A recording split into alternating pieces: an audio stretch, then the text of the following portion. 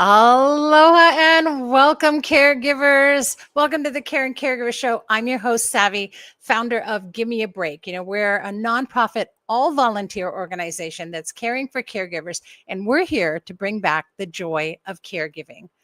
Yes, the joy, the wonderfulness, creating those wonderful memories.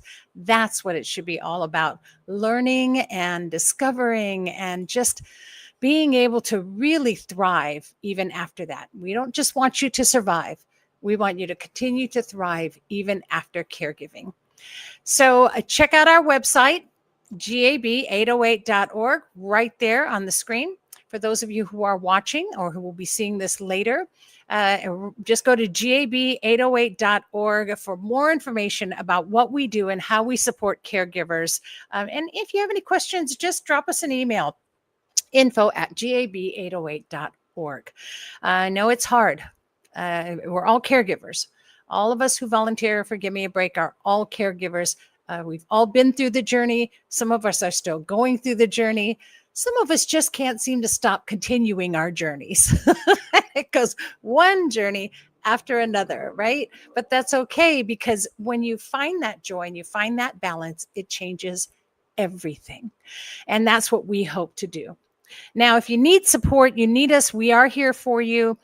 All you need to do is, again, you can go onto our website, gab808.org, and you can just scroll down the page, and there's actually a link to connect to our support sessions. We do our support sessions weekly, and they are online, so you don't have to go anywhere. They don't cost anything, and they're open to everyone.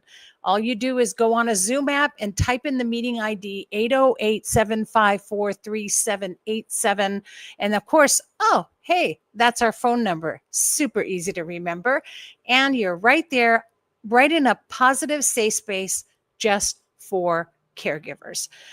We were in a session right now. We're going through kind of a 10-part series, and we're in about midway in letting go of caregiver guilt.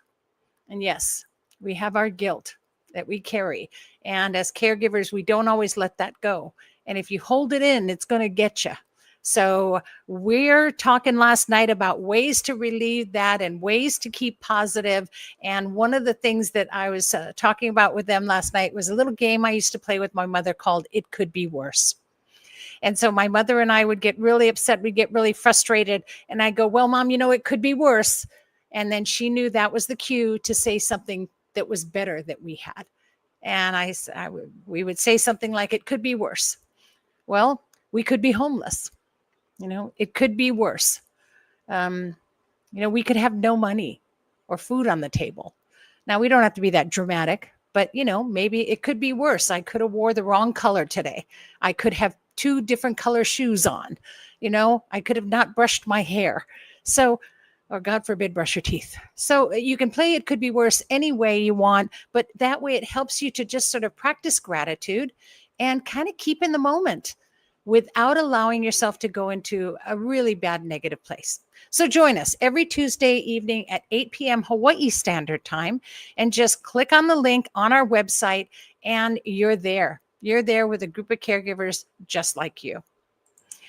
The Caring Caregiver Show is how Gimme a Break gets you connected to resources. That's what we do. And our Giver's Guides magazine is a caregiver's guides to caregiving. So Giver's Guides is written exclusively for caregivers, by caregivers, with your point of view. No other magazine is out there like that. And so here's the October issue. That's the one I like. And so the October issue, it's been a while, huh? I've been away for a bit. So we're live again. The October issue is our 4th anniversary issue. So 4 years of helping connect caregivers to resources. And it's going to talk all about something that's coming up, which we'll be talking about later in the show, which is our Caregiver of the Year contest that we love so much, sharing caregiver stories. But there's wonderful things in there, like 10 emotional self-care ideas, 6 quick tips for stress relief. Now, you say that fast 5 times.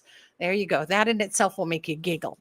5 ways to use a smile for mental health. Yee. Feel better already, right? So it's really great. We've got your point of view in this issue. All you need to do is simply make a donation. You make a donation of $25 or more to Give Me a Break, and we'll clue you in right there for 12 issues. So you'll get a year's worth, 12 monthly issues of Giver's Guides online magazine. You can read it anywhere, you can see it anywhere, and what a wonderful thing it is to be able to be connected that way. Why not sit in the doctor's office and read a great article on how to get through your day, right? We're here for you. It's a wonderful thing. And there's some great, great articles, especially in this October issue, including more information about our Caregiver of the Year contest. So we're here to help you. That's what we do for caregivers. And speaking of helping caregivers, I'd like to bring on my co-host for today. Let me just scroll down there. Where is she? There, yeah, get lost in some of that other stuff. There you are. You guys all know I do my own. I do my own tech. Hi, Lani. Hello. Welcome, my sister from another Mister. She also owns. She's the founder and owner of her own wellness company, Alicati Associates, and published your own book, which is under. Hold on. See, I'm trying to talk and click at the same time. Look. It's on screen. Aren't you proud of me? Oops, wrong one. There you go. I got to go back to this one again. There you go. Under a full moon and a guiding star. Just aloha and thank you, Lani, so much for being here. And of course, happy Pride Month. By the way, I forgot to say that. Shout out to all our LGBTQIA caregivers and today's Lesbian Day. So of course, to all of you as well. And I know it doesn't matter who you are. It doesn't matter what color, what your lifestyle. We're all caregivers and we all have to care for someone.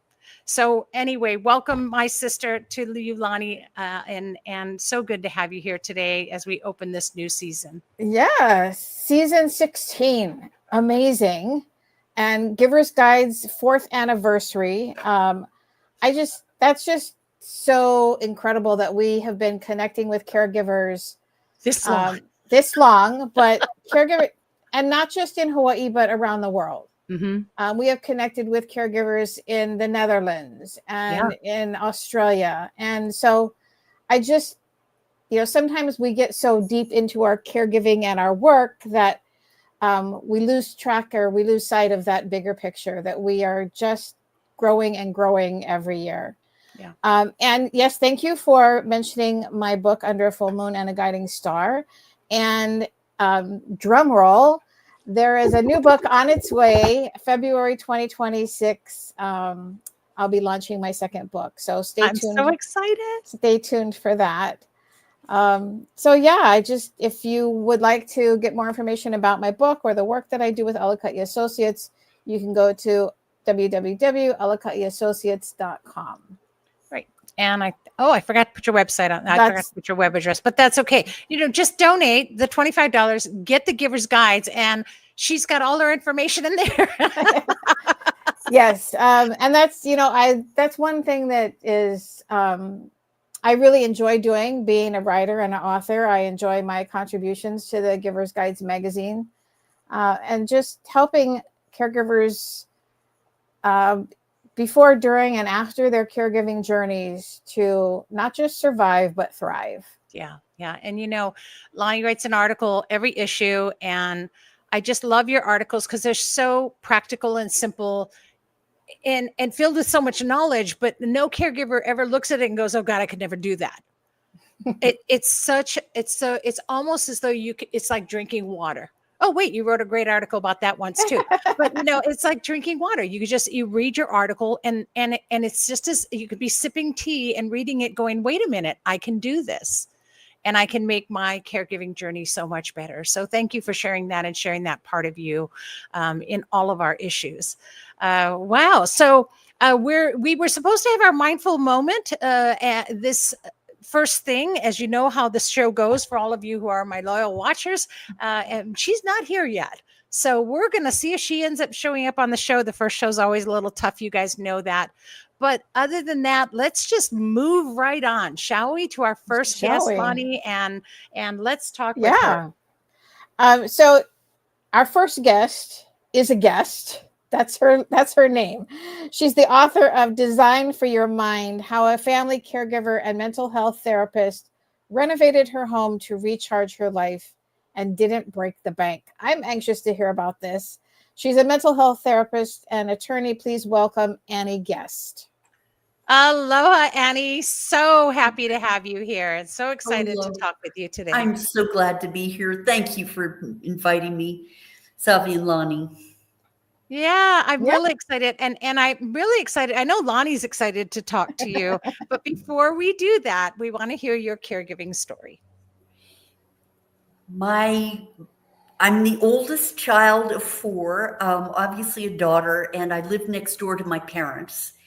In my dad's final years, he developed Parkinson's, and my mom, who had been struggling with mobility because of spinal stenosis, eventually developed dementia. And because I was living next door to them and I loved them and I'm the oldest child, I was assuming a lot of the sibling portion of the family caregiving. Eventually, we did hire some professionals to assist, but most of the family segment of that fell to me. Wow. You know what, Annie? I think we are kindred spirits because I'm oldest of four. My father had Parkinson's and my mother had dementia. And while I don't live next door to them, they were in the next town until I moved them to a care home that was sort of down the street. Wow. See, right? Everything and everyone that we meet is for a reason. That is a tough journey. Both of those conditions are horribly painful for the people experiencing them and for everyone who loves them, because both of those conditions keep coming back for more. They keep taking. Mm-hmm. Yeah. And I know that your journey also pushed you, moved you, helped you, drove you to write an amazing book. And I want to talk about your book a little bit, but I also want to talk about how you got there. And your book is a great title, by the way, is Design for Your Mind: How a Family Caregiver and Mental Health Therapist Renovated Her Home to Recharge Her Life and Didn't Break the Bank. I love that. And that's her book right there on screen right now.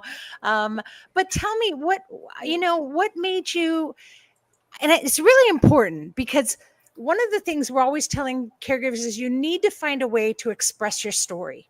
Yes. So tell us how you got from your caregiving journey to designing. Savy, there's a little hint in that subtitle, to recharge her life.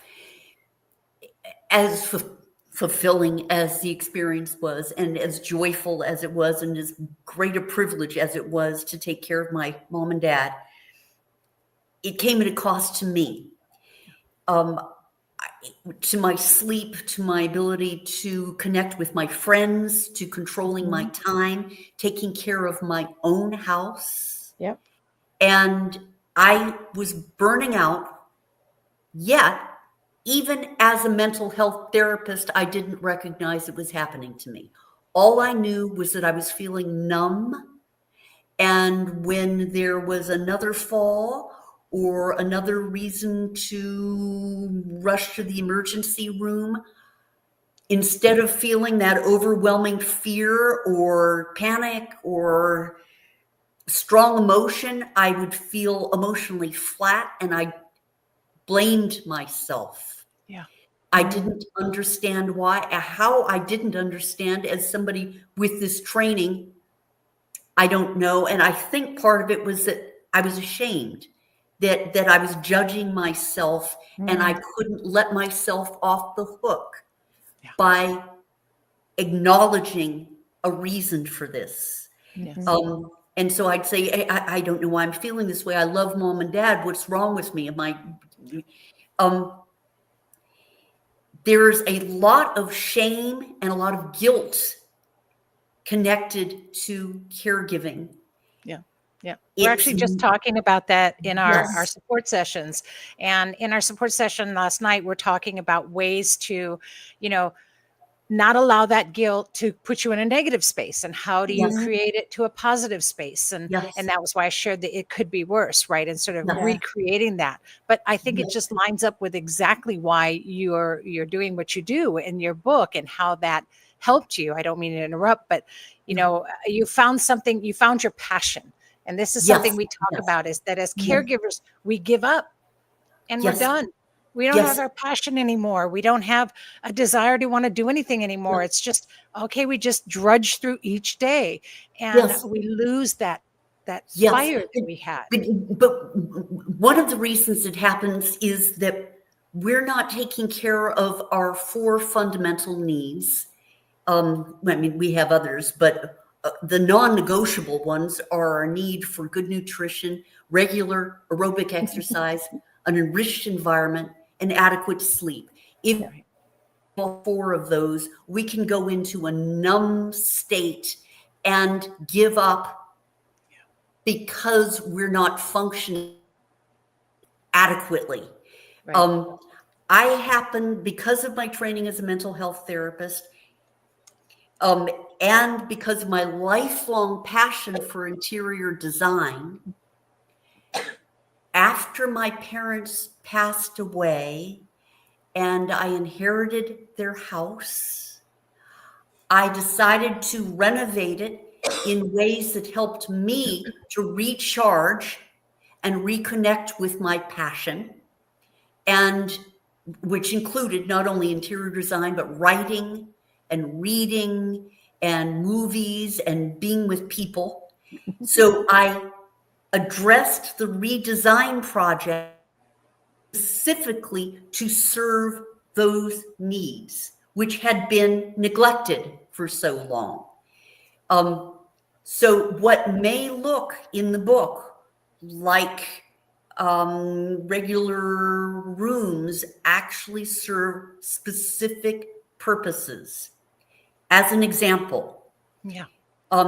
Having felt what we're describing is a feeling of being trapped, constrained, losing control over our environment, over our time. I wanted very much to be able to take deep breaths again, to feel free, to feel unencumbered, as much as I loved my parents. So I would design every room with colors that allowed the room to feel larger. Those are light colors, because the effect on the eye, on the brain, is to perceive the walls as moving away rather than advancing. And Lani, you say your dad is an interior designer. Yeah. I mean, yeah. That is, so a light color will tell the brain that the wall is moving away. The dark color does just the opposite. I wanted to feel big rooms. I wanted to feel high ceilings. I would use a gray blue to mimic the color of the sky, paint all the way up to the ceiling, maybe including the ceiling. I would take advantage of a line of sight from the doorway to a room to draw the eye to that opposite diagonal corner by putting something arresting in that corner to pull the eye and make the room feel bigger. But all of this was to help me breathe again. Yeah. And feel free, so that I could calm my own anxiety and feel in control of my own life again. Yeah. But there's, it's funny. I'm kind of relating to this. And I'm sort of picturing it too, right? If you're in a room and you're going, and we did our happy place, which I do as a meditation last night before we closed our session. And everyone sort of creates in their mind their room. And I just now created in my mind this room you were talking about. And, and it made me feel, and Lani, you even do a talk on rooms, but, it's like you feel that calm come to you. But I love that there's an emotion tied to that, because that's for me, I feel like that should be one of the basics too, is to allow ourselves to feel our emotions again. Yeah. We put them on hold.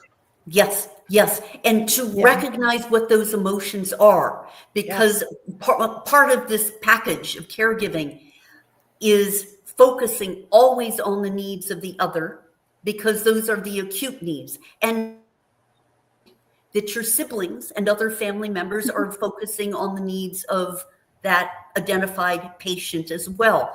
Your own needs are not considered acute, and your family members or the people who love you may not even recognize what's happening to you, because those are chronic conditions. They don't rise to the level of an emergency, a trip to the emergency room, and they can't hear you or see the emergency. There's another, again, to the sense of loss of control. I didn't have enough control over to attend to my basic housekeeping needs and feel proud of my own environment at home, such that I could even invite people over if I had a time to invite them over. My dad had Parkinson's, insomnia. He'd be calling me in the middle of the night. If I was up in the middle of the night just trying to clean the house, he would be calling me. So you have no control over your time. Now, so it was very important to me when I was renovating the house to manage the clutter, to donate the things that needed to be done, and to organize what was left in ways that I could use it. But I wanted to make sure that when I walked into a room, not only did I feel space, but I felt a sense of order and control. Because maybe as a girl, I mean, that there may be a component, a socialized component to this. I wanted to lose the shame I felt over having a disorganized environment. And I wanted to feel an ability to focus on my reading and my writing, because one of the effects of clutter, quite aside from the social messaging about it, is that every object in a cluttered environment is competing for your attention. Therefore, it's difficult to focus on anything. So if you want to read, you want to write, if you want to recharge, you want to remember what else you had in yourself before you took on the caregiving responsibilities, it's very difficult to do that if you can't focus. So everything, it took a while. But I think that's the key, right? Is that this doesn't just become a project that has a date to it. It becomes something that you yourself are involved in, and you use and go at it at your own pace, and allow yourself to kind of heal with each section of that area that you're doing, right? That's a wonderful point, Savy, because that clutter actually represented a lot of our lives in the family and our parents, my parents' lives. And so going through these pieces, and not with a time limit or a deadline or any kind of pressure, enabled me and my sister, who was helping, to process the whole of our parents' lives and remember how full and rich they had been, and not simply focus on those sad final years. When my father passed, and then I had my mother, and her dementia, kind of escalated. And so I had to sell their house, but that meant going into their home for some almost over 50, 60 years of clutter. And of course, with my mom's dementia, there was hoarding. And so having to go through that on a timeline was just the worst experience. It was just horrible. And I know caregivers who go through this all the time. And something like this really helps us to see, stop, wait, you don't have to do that. This can be different. And I think that's why I love your title so much, that you're not decluttering, you're designing for you, for your mind, for yourself. Yes. Yes. Yes. Yeah. There's a couple of things, Savvy. You mentioned the talk that I do about the rooms, actually the meditation, which even if you can't physically redesign a space, you can visually, mentally redesign that space. And so that meditation takes you through the rooms of your senses to kind of declutter and cleanse and open up. And then the other thing that I just recently was writing about was the concept of feng shui, and that even if you just move 27 items a day in a space, that changes the energy. And it can be cleaning out a junk drawer, that you just go through that and move 27 things around, throw some things away. That little bit of change in your energy and change in the space can start to create a feeling of control. Yes, that's absolutely true, because studies show that just the act of decluttering delivers that sense of control. It doesn't depend on having finished the job. It's taking control that gives one a sense of control. Lani, to your point about doing this in one's imagination, obviously, if you're going through a house that has years of clutter accumulated, and not necessarily because of hoarding, but could be hoarding, or it could be that your parents just couldn't physically purge regularly items that they were no longer using, there's a long time before you can actually make any design changes physically. In the meantime, I took advantage of Pinterest and created a board for every room in the house and would collect ideas. That became my creative outlet, which I needed badly. And it also helped me to work through some of the design challenges without having spent a penny on them, because I entertain an idea and then I discard it or I develop it. The Benjamin Moore website allows us to upload pictures of our room and experiment with paint colors. So I could make some decisions about paint colors long before I could pick up a brush. Yeah, I love that. I love that now too with AI. And AI, there's good and bad discussion about it, but with AI, you can do that. You can see how a piece of furniture will look in your room. You can see how, and so you don't even have to spend a cent while you design, and then sort of go through this healing process. And I think that it's so much better, because sometimes when you have to react, you don't always create the best case scenario. Yeah, exactly. Right. Well, I don't know what I was thinking when I bought that chair, Yes. And I tried to train myself just in life never to make a decision out of a sense of need. Yes. I always have to I try always to make a decision with a cool head. I also, to avoid breaking the bank, I try to keep my big expenditures to a minimum, but to use design for the big expenditures and experiment and get funky and adventurous with the smaller things, like an accent pillow. I love that. Countertop. I do not want a pattern that I'm going to, a year from now.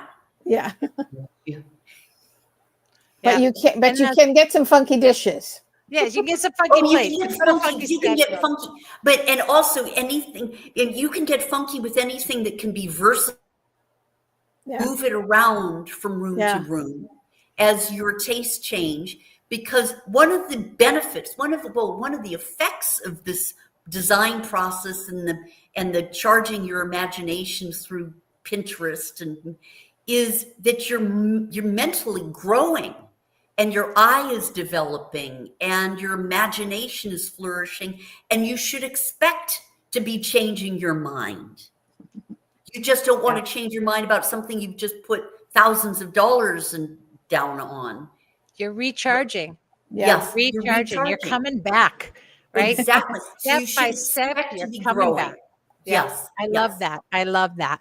Now, we could probably talk all day. We're running out of time, but I want to make sure that we talk about your book again. So, Design for Your Mind: How a Family Caregiver and Mental Health Therapist Renovated Her Home to Recharge Her Life and Didn't Break the Bank, is available for all of you. Simply go check out Annie on IG at Annie Guest Design, and also just go to Annie guestdesignforyourmind.com. And I'll tell you, if you message Annie on Instagram, or if you go and send her an email, then mention that you heard about this on the Caring Caregiver Show, she's going to have a little special something for you there. So thank you, Annie, for sharing that. And any last words to our caregivers that you want to share? Yes. As a result of this caregiving journey, you're probably smarter and stronger and more resourceful than you've ever been in your life. Your executive functioning skills are probably stronger than they were when you were in college or 25 years old. So the question is what you're going to do with your strength, and get back to us and tell us about your next adventure. Yes. Yep. And I love that, because we are recharging our lives. So thank you for all of that and for coming on and sharing this. I was so excited to talk with you today, and I was really excited for you and Lani to meet too. So thank you for that. And look forward to staying in touch. Yes, we're going to stay in touch. I have a feeling you and Lani will be connecting very soon. Thank you so much, Annie. And I appreciate it. You're all the way on the East Coast, I believe. And so please keep warm as it's getting cool there, and for staying up with us and coming on the show. So thank you so much. And I look forward to connecting with you again. Mahalo. Thank you so much. All right. Aloha. Wow. That was awesome. That was. I just, unbelievable when she said her father had Parkinson's, her mother had dementia. She's the oldest daughter of 4. I was like, oh, I know this lady. It's like every time you and I get together, something ignites and the energy just goes through all these little synapses through the world and says, oh, here we go. Let's send this to Savy and Lani. Yeah. I love it. Well, she really does help us to see how we can use our energy for positive things, how we can recharge our lives. Caregiving is not an end all. It's just the beginning. And it's a way to continue on. We can heal from it, and we can even be better. And like she said, you're stronger. You're actually stronger. You may feel like you're weak, but you're really stronger in so many other ways. And so just recharge your mind, get going, and start designing. I'm excited. I'm actually thinking now, where can I start on my house? I need to corner of the room and get a bagua in the corner so I get the evil spirits away, Well, and you know what? It's a perfect time of year to sort of test things out with the season, the holidays coming up. So, I started putting out our Dia de los Muertos items to start decorating, for the season coming up. And so it's, you can experiment, and maybe something doesn't stick around for next year, but it's a good time to take a little corner of your house and, put some new energy in it. I love that. And I love that she mentioned about different social media platforms. We're not promoting any of them, but I will say that there are some out there that are great. You can get wonderful ideas using AI to put things in rooms without spending a dime. Yeah. And sometimes, even if you can't physically make it happen, if you can visibly see something and see change, wow. Yeah. It would do a really great thing for your overall health, mental health. So I think that's a great thing too. But this is what the Caring Caregiver Show is going to be like this season. It's already starting out great. We've got some amazing resources coming your way. And it truly is an honor, for us here at the Caring Caregiver Show to continue to share caregiver stories. And that's something that I really wanted to talk about as well. But before that, we also want to connect you with community. And I just wanted to share, and Lani, you know what I'm going to pull up? It's coming up this Saturday. Mm-hmm. There we go. So coming up this Saturday is our yearly caregiver retreat. And, we only have, just a small handful of spots left. So if you're out there, you're listening, you see this, and you're a caregiver, but just go to the website, go to gab808.org and come to the retreat. Talk to your family, talk to anybody, talk to a neighbor, talk to somebody to help relieve you of your duties for just this one day. You deserve this. You have the strength to make it happen, and you need to be there. We're there every year. What do you think about this year's agenda so far? Oh my gosh, it gets better every year. And just to make it clear, this is only on Oahu. We wish we could do it everywhere. Well, that's the goal, right? One day worldwide. Yeah. Worldwide. We'll be traveling to do these retreats around the world. But right now it is just local. But one of the things I think that's so important about the retreats, and we've had this feedback from people who come and experience it for the first time, is that it really does give them a recharge and a reset and a revive in a time where they're feeling that burnout, and sometimes even close to depression. I know we've had people that they just come in having the experience, hearing other people's stories, sharing and connecting with other caregivers is just so healing. It really is. And we need that community. Yeah. We so need that community. And some of them don't even know each other. They've never even met before, but we have one thing in common. And that's that we're all burning out from caregiving. And this year we even have a sound bowl meditation. We're going to do a wellness checkup, and there's just so many wonderful presentations. We'll be talking about so many things, and lunch is included. Thanks to a wonderful another caregiver, who sponsored our lunches this year. And the Holy Nativity Church, thanking them so much for allowing us to use the space. Really at the last minute. We lost our space that we originally had to a misunderstanding, and so it wasn't meant to be. It was meant to be where it is today, and we're so thankful for them doing that. And every year, like I said, we're an all volunteer organization. This doesn't come from grants. This just comes from people sharing. And so what a great opportunity to share of yourself as well, and to be part of a community. So only a few spots left. Get on our website, get to gab808.org. If you want to get straight to it, go /retreat 2025. Get that form in, because we do only have a few seats left. And we did go through a wait list. So we're going to be done probably in the next couple of days. There won't be any more openings. And I apologize, because we just didn't have the space.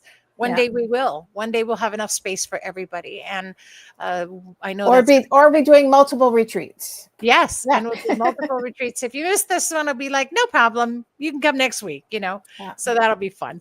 But we look forward to it. I know I look forward to it. It's my time to really reboot as well and connect. We also get to share our stories with each other. Yeah. And telling your stories a big thing, right? Yes, it is. There's such healing power in telling your story, and not just for yourself, but for others. Because there's someone in that room who's going to hear your story and connect with that and say, oh, they know, they've been where I've been, or they're going through what I'm going through. And so it really helps them to see that they're not alone. And so that's one of the reasons why we do this Caregiver of the Year and telling your story, every year, is because we want caregivers out there to see that they're not alone. Right. And that there's that power in telling your story. Yeah. And I like something too that Annie had said. And she said, sometimes you're ashamed. Yeah. And we all go through that. We all feel that way. But we need to have a voice. Caregivers need to be seen and heard. And we are trying to get support for caregivers. And it's really funny, because I've been talking to a lot of people this week about have been asking me about respite for caregivers, which is basically when someone can come in and give you a break so you can go and sleep or go and take a shower. Mhm. And there aren't a lot of resources available. And a lot Yeah. of it is because there's no funding, federally, state, there's no earmarked funding for caregivers. Did you know Yeah. that? None. There's for older elders like kupuna, or even for keiki or for disabled, but there's nothing out there for a caregiver. So because there's no funding, this all comes out of our pocket, right? There's very few opportunities to have someone come in and help you that doesn't cost anything, because not everyone can afford to hire someone. Yeah. And so we need to change that. But the only way we're going to change that is if they know we're here, that we exist, and that we have needs. And so sharing those stories creates awareness. People don't know. Yeah. They don't. I bet that there's a caregiver who's going to watch this show, and they're going to be at work, and I bet you don't even know how many people beside yourself are caregiving in that whole big building or office that you work in. Yeah. You would be shocked if you started saying, "Are you a caregiver?" and find out how many people are caregiving. So, Yes. it's Pride Month. Well, we're coming out. Caregivers are coming out, and we need to let people know that we're proud and that we can tell our story. We don't know all the gory details, but we can tell our story so that people know caregivers exist, right? Yeah, Lani? I think just recognizing that you're a caregiver, and because it has become sort of, like you said, sort of polarized between children and elders, that in between spot, people just like, I'm busy, I'm working, I'm raising a family, I'm doing life. Right. Well, in all of that, you're a caregiver. You're a caregiver. You're a busy parent caring for your family. And we had someone earlier this year that, she's been connected with us and known about us for years. And it wasn't until this year that that light bulb went on. I'm a caregiver. I'm a single mom raising 2 daughters. Trying to navigate all of this. Yeah. That light bulb went on that she actually recognized herself in that role as a caregiver. Right. Yeah. Right. And so many of us are, it's not your traditional, you take care of your parents. It could be a mom. It could be a boss who takes care of their employees. There's so many caregivers, right? People, pets, and plants, I always say, right?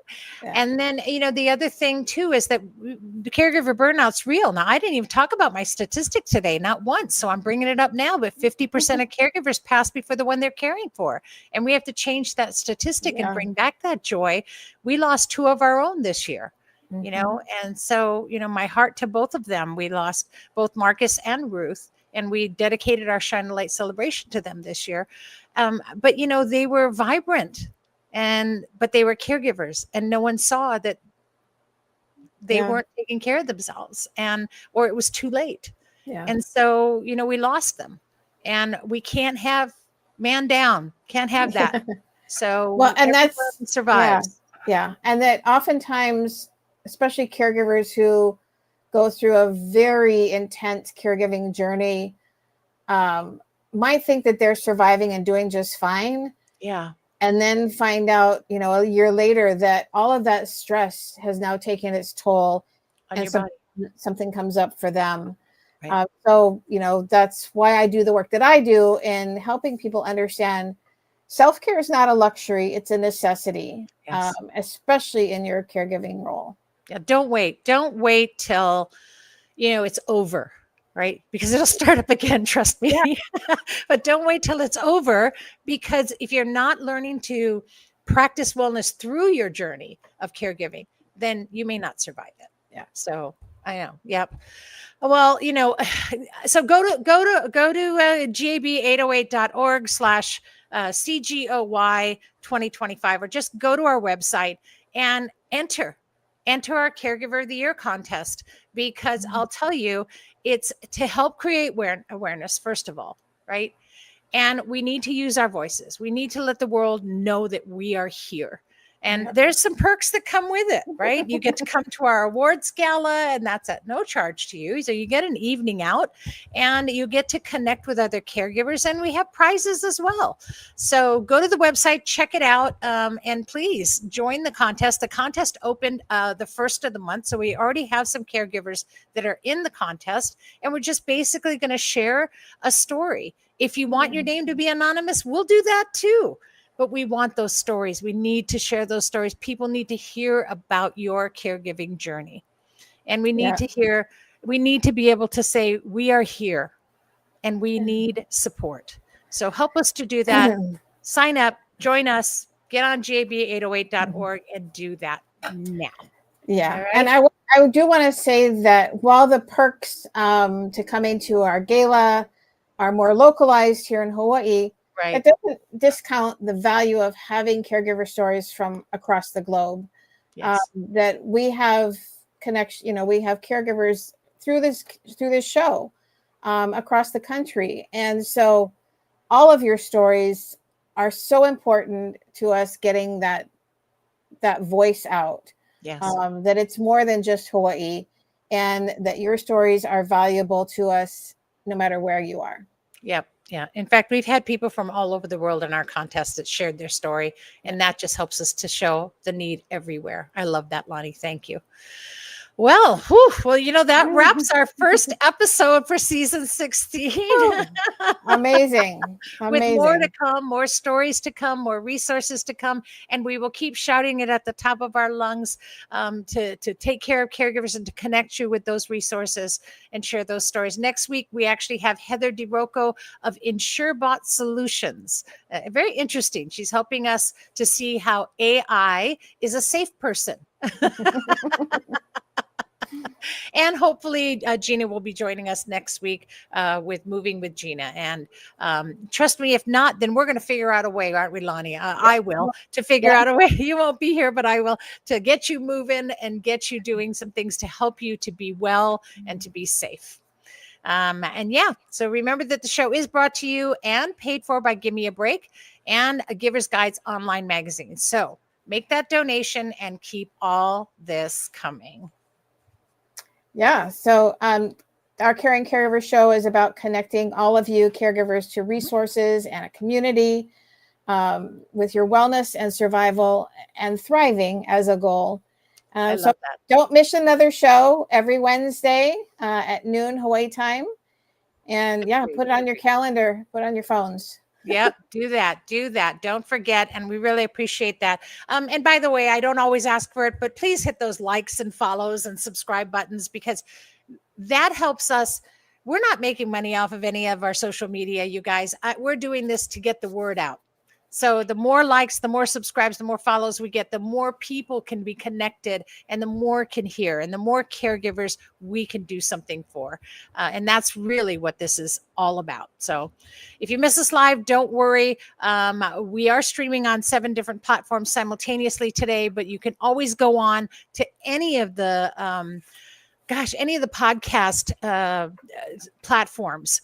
And they're out there, Spotify, Apple, Stitcher, Google, any of those. And you can always listen to us in podcast later, or just go to gab808.org/CCS, Caring Caregiver Show, and you can get connected as well.